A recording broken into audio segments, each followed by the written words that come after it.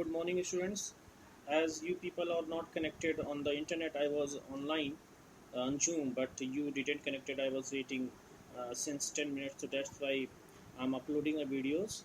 The first chapter, the today I will start a new chapter that is working with methods, and basically this chapter, the questions of this chapters will come to your examination. That's why I have to explain this chapter also.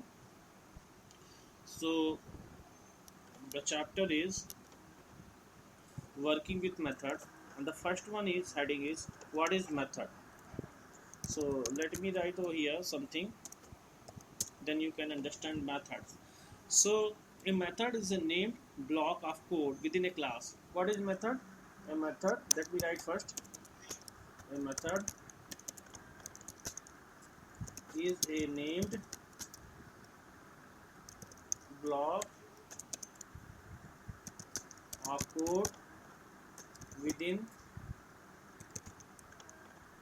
a class. It executes a defined set of instructions when called from another part of the programs.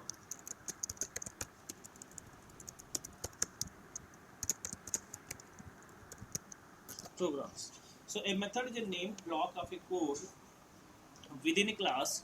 It executes a defined set of instructions when called from another part of the program. What does it means?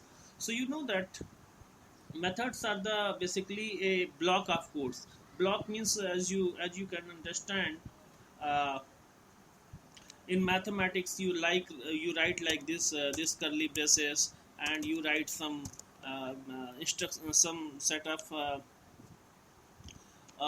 set of mathematical expressions over here, or you can write the things in the bracket, this brackets also. So in Java, this brackets, if you write any code inside this brackets, though, this is called a block.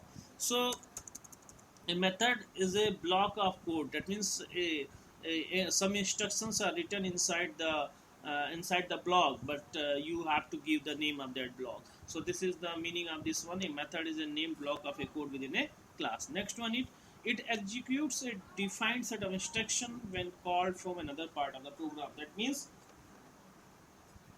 for executing this block, you have to call this functions, you have to call this method.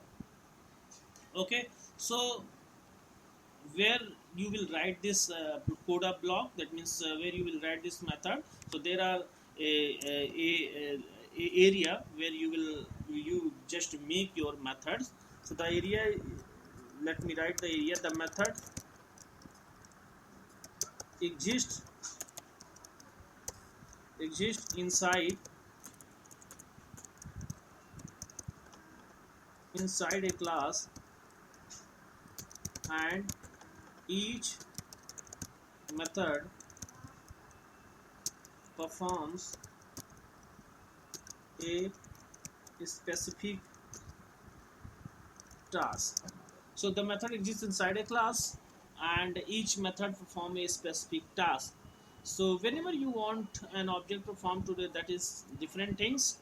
So the question is where you will write this method. So you will write the method where after the curly braces, when you will write the class name. Suppose I have a class CLAS class, and the name of the class is Pramod. Then after that I will write the curly braces, and if I have the any variables, suppose if I have any variables like int a and int b, then I will write int a and b. So these variables are called global variable. If this is inside the class, this will be the part of the class, then it is a global variable. Then after that you will write the methods. So method you will write like this: public void add, and next one is the body of the method. So we will discuss it one by one. Do not worry. Just I am writing the syntax only today. So the method exists inside a class, and each method perform a specific. What? Why it is calling each method? So it's the conclusion come out that you can write multiple number of methods in a class, multiple numbers. As your required are there, you can write the methods, many numbers of methods. Next one is advantage of methods, why we should make the methods. So advantage of methods, why we should make the method. So there are many advantages of writing the method, but some advantage which will be very familiar to you. Suppose if I want to add the two numbers, listen my point. If I want to add to two numbers, then what you will need, you have to have the two numbers, and their logics of adding the two numbers. What is the logic? A plus b. Suppose my number is stored in variable a and b, so I need to add a plus b. So this logic we should have. So if you want to add these numbers many times, then what happened, you must have these numbers, you must have write these logics many times. You must write these logics many times. So what is the problem behind this? The same, suppose if you need multiple times to add the two numbers, then you will write the codes multiple times. So this will consume your time, this will waste your time, and the same code will be written by you many times. So this is not a good way. So there should be a method, there should be a block of codes, and in that code you just write the code for additions, and just use this method. When you will use this method, then you no need to write the logics, you don't need to write the other things. You just pass the values and you will get the answers. So how you will get everything, do not worry. So method, the advantage is methods can be reused,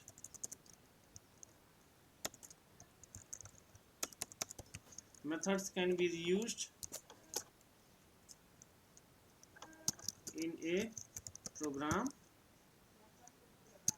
without the need to rewrite the same code. Thus, methods provide the means to avoid duplication. So that means you will not write the same code, so there will be no duplication. So thus methods provide the means to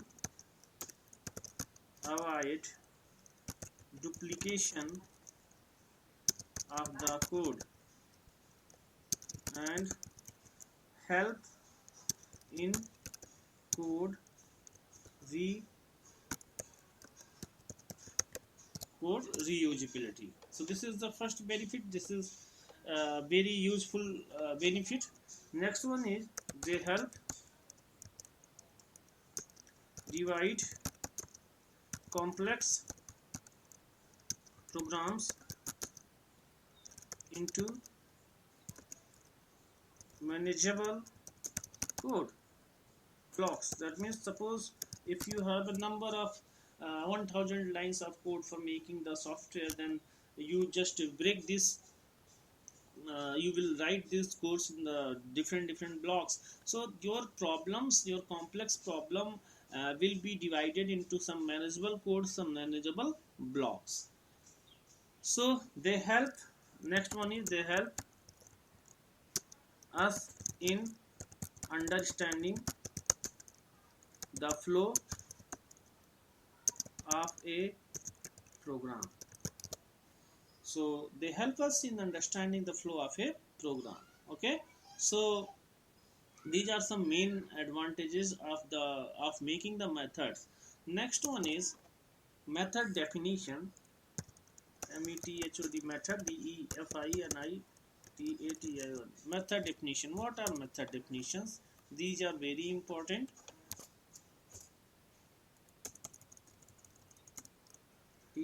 F-I-N-I-T-I-O-N. Method definition. This is very important. What are method definitions? So students, the syntax of method definition is this. Of the syntax of method definition is, you will write access modifiers, then there will be a space, then you will write type, then you will write method name, then there will be a bracket, you will write parameter list, this bracket will be closed, then curly braces will be there, then here will be method body terminator, then this will be closed. So this is the complete syntax method definition. The syntax of method definition is access modifiers. So the things, whatever things, this will also be in this bracket, because let me explain you. Anything which is in this bracket, in this type of bracket, is optional. Okay, so access modifiers are optionals. That means you can write or you can leave. So next one is type, return time. You can write here like return type, RETURN, return type. Return type means which type of data the method is returning. And next one is you will write access modifier, then there will be space, then there will be return type, then there will be return type is single word, then there will be space, then there will be method name, then you will write this bracket, this bracket, and this parameter list is in this bracket. So I said if anything is in this bracket, then that will be optional. So parameter list is also the optionals. That means this is your choice, that you can according to your need you can write or you can leave it. Next one is method body. So let me write one examples for you, then you can understand what is this, what is it is showing. So let me first explain this one. In Java there are 4 types of access modifiers: public, private, protected, default. Just remember public. Let me write, then you can remember. Public, private, protected, and default. So there are four types of access modifiers. And next one is, what is the use and what is the meaning of these 4 access modifiers. So this is in your syllabus, so I will discuss when we will reach on that particular chapter. So today I am not going to explain this one, because this will take another two or three classes. So it's not easy to explain in 2 minutes. So do not write here, because this is optional. Next one is return type. Okay, next one is method name. So suppose I am writing a method name, and that method name work is to add the 2 numbers. So return type. So there are one keyword void, void, void. Sorry, void. So void means our method is not returning anything.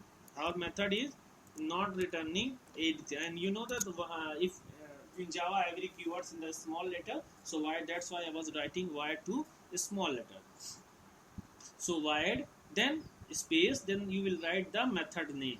So it's I can write the method name, any name I can write, but the condition is you must know the naming convention of writing the method name. That was my basic first class, that naming conventions in Java. So you must watch that video, how you will do the naming convention, how which naming convention you should follow, you must follow if you are writing the names in Java. So Java method naming convention is, if your method name is having the 2 words, then every letter of the first word will be in the small letter, then the next word first letter will be in the capital letter. Okay, so suppose my method name is Pramod Kumar. So this one Pramod, then K will be in the capital, then this there will be bracket, and then there will be curly braces. But if I method name is only Pramod, so everything will be in the small letter. If my method name is Pramod Kumar Misra, then K will be capital and EM will also be capital. So this will be the way of writing. So this is naming convention. So suppose my method name is add, so add is only 1 letter, So only one word, so everything will be in the small. Then after that there will be curly braces. Then next one is you must have the two values. Suppose I have int a and int j also keywords, so this will be in small. Int a equal to 12 and b equal to 13, and you must write the logic of adding two numbers. So system dot suppose I want to print this one, so system dot out dot print print ln print ln, and I will write a plus b. This curly braces is closed. So you people are able to see here, this is the logic of adding two numbers. So students, this is the body. These things are the part of the body. So I think this method definition is completed today. So we will discuss some more topics on the next video, that are method signatures and method prototype, and we will do some practical questions also. So students, this is your duty to watch the today's video very carefully, and you should watch again and again until your concept is not clear. So thank you student, thank you.